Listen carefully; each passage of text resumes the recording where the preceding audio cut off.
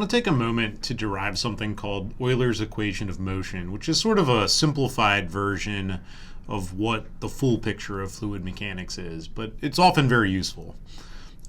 So Euler's equation is basically F equals ma, but written for a essentially like a small control volume of fluid that doesn't experience any viscous forces. So if it turns out that the viscosity is small and most of the effect of the fluid flow is via inertia or driving pressure, then it makes sense to do this. So here's the way I'll begin. So I'm going to make a control volume, which is meant to be a little infinitesimal cube that sort of closes in on a point of interest. And then I'm going to write F equals ma for that cube. So let's just, for the moment, focus on the x direction of motion. So what I'm going to do is write the equations of motion in the x direction, and then from there it'll be easy to use cyclic permutation to figure out what it is in the y and z directions. So in the x direction, there's a pressure acting at the left side that I'll call P, and then by the time I make it to the right side of the box, I'm going to assume that the pressure has changed somewhat to be, P evaluated at x plus delta x. So the pressure just changes a little bit as the fluid moves along, let's assume. None of the other pressures that act on the outside of the box matter because they don't act in the x direction. So the other force I'm going to include is a body force.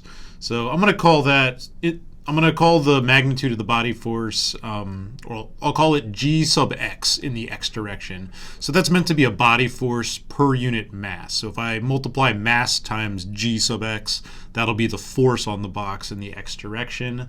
And then the rest is just F equals ma. So what I'll write is that the density times the volume, so that's dx, dy, dz, times the acceleration in the x direction, equals the sum of the external forces, which is the pressure acting on the left, which pushes it towards the right. So that's P evaluated at x times the area delta y delta z, and the same thing acting in the opposite direction from the other side of the box. P evaluated at x plus delta x, times an area delta y delta z plus the body force, which is the mass times g sub x.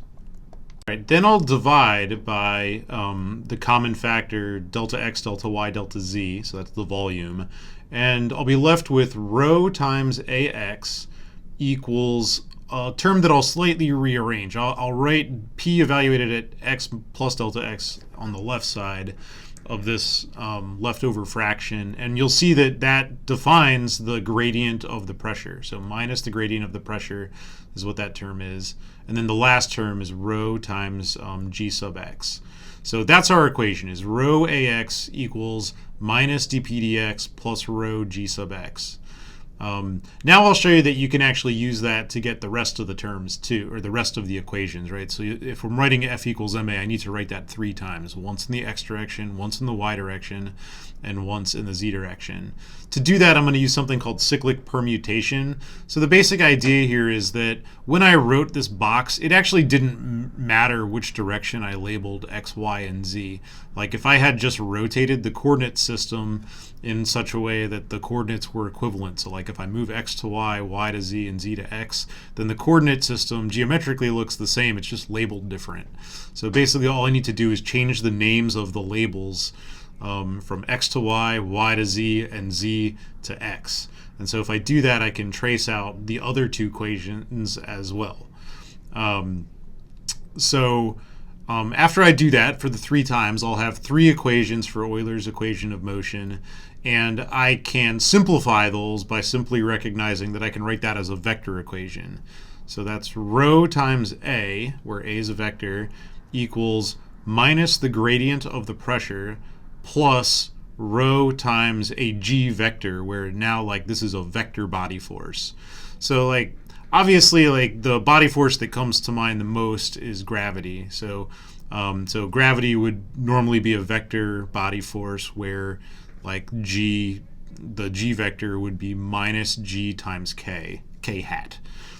So that would be like a force aligned with the z direction.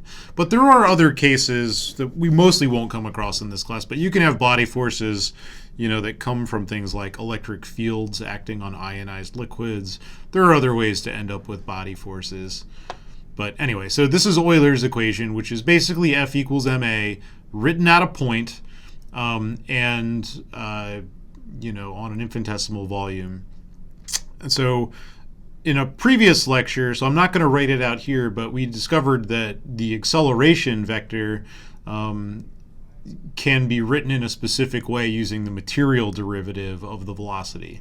I'm not going to write that out here, but later in the course we'll come across that again.